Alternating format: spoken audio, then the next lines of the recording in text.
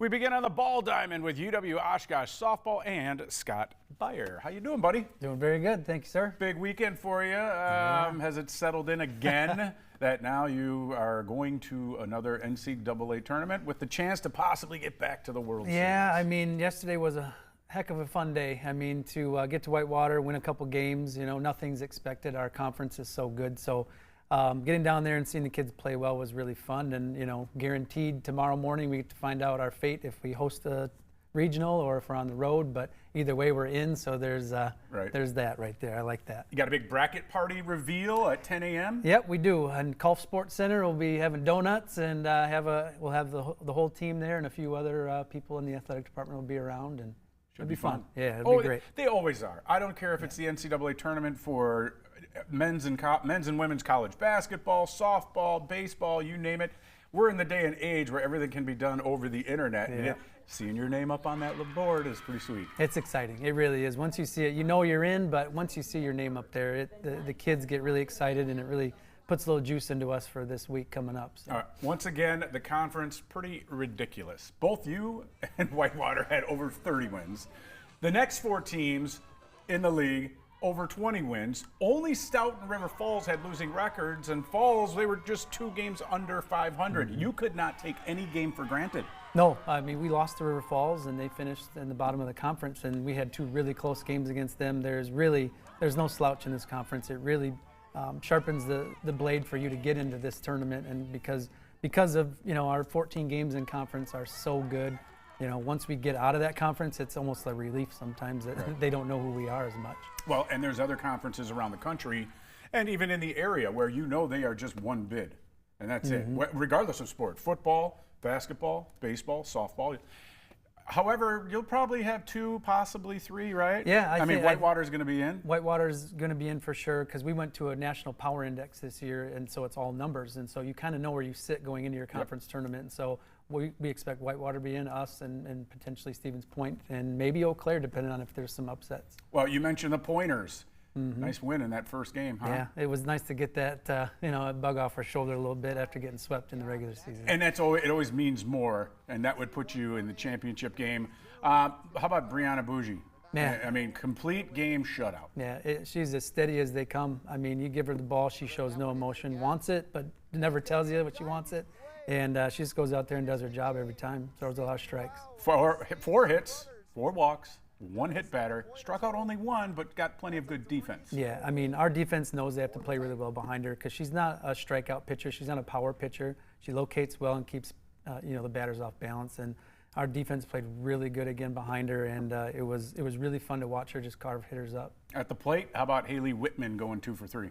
She's great. She's really come on the end of the season here. Once we hit conference season, she's really found the barrel a lot, and has really been a spark for us all season long. But recently, she's really been great at the plate. And then Morgan Rao? Morgan Rao's been our leader. See you later. Yeah, she's been our leader all season long at shortstop and at the plate, our 3-hitter, and we go as she goes a lot of the times, and she's been just steady at that 3 spot in the lineup all season. Were you surprised that you ended up seeing Platteville in the championship game? A little bit, but anything goes in that tournament. When you're playing for your tournament life or for the next weekend, anything can happen, and they really played great. Their offense is a really good offense. We played them just 2 weeks ago and found out right there. So I wasn't super surprised, but winning 1-0 was a big surprise for me when they beat Whitewater. Yeah, that was the big surprise of the tournament. They get back-to-back wins, and then Grace Nardi starting the game in the circle for the championship contest. Solid day out. Yeah, it was solid. She probably didn't have her best stuff, but throwing a freshman out there in the conference championship game,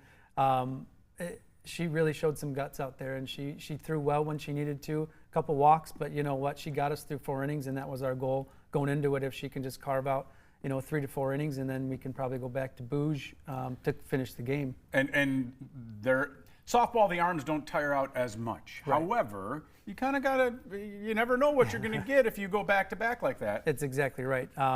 Giving Bree a little breather, having those 4 innings off. She didn't throw too many pitches in the first game, and so knowing her as well as we do, she gets better as she throws more.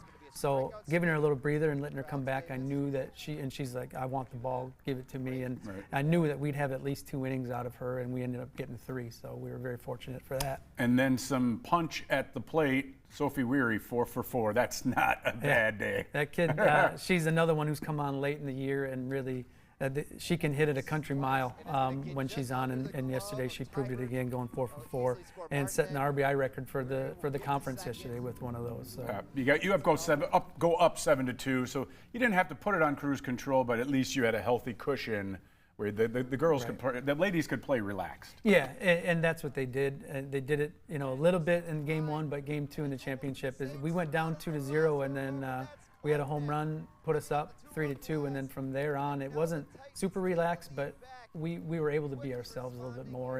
And when we're ourselves and we play loose and have a little fun, we're unstoppable. Well, and you earn the automatic bid with the pair of wins. And like I said, you don't know if you'll host, possibly. We'll find out in the selection show. You can go to NCAA.com to find that. 11 appearances in the D3 championships, most recently reaching the World Series and finishing 5th last year. How is that experience going to help your ladies out going into this year? Yeah, most of our starters were on the team last year and made that run last year and got us to the World Series. And the experience of that, you can't replicate it in practice. You can't do that until you get there and learn how to relax but play hard. Once we got there last year, we knew we could hang with anybody. Like, we barely lost to the #1 team in the country. We swept the defending champions to get there. So doing all those things and having that experience is so beneficial for us going into this season, but it's really hard to duplicate success. The toughest thing is to just keep doing it over and over and repeat it. And going into this season, we ripped off a few wins right away, and then we had a little lull. And I thought, no, we're feeling the pressure a little bit, and once we got over that hump in the last 2 weeks of the season, we really caught our stride and been playing kind of up to our own standards again. Well, final thing here, Scott, talk a little bit about keeping the local ladies. We mentioned how we both went somewhere else, like far enough away. Like, you didn't go to Point. You said you went to Eau Claire. I grew up in southeast Wisconsin, so I didn't go to Whitewater. I went to Oshkosh. You kept a lot of these local ladies, and plenty of them are contributing to your success. Yeah, absolutely. We've got, I think, 5 from the FVA, and we've got Michigat and Marinette, and we've got kids from coming in next year from Laconia and Michigat and different places. We've really made an effort to try to keep the kids close. The good players that are close by Oshkosh, we want them to make sure that they're looking at us, and our success recently has really helped that. And it helps our crowds. We have more people there at the games, especially on weekday games. It's really tough to get people, at a 2 o'clock or 3 o'clock start. And the more local kids we have, the more kids want to come and watch their buddies play, or their families are close by. And, it's really something to watch the local kids really succeed. It's really fun to watch all of that. Well, it has been fun to watch, to see how you've taken this to another level with the UW Oshkosh Titans. Best of luck, man. You bet. Thanks, Should Bert. be a fun time.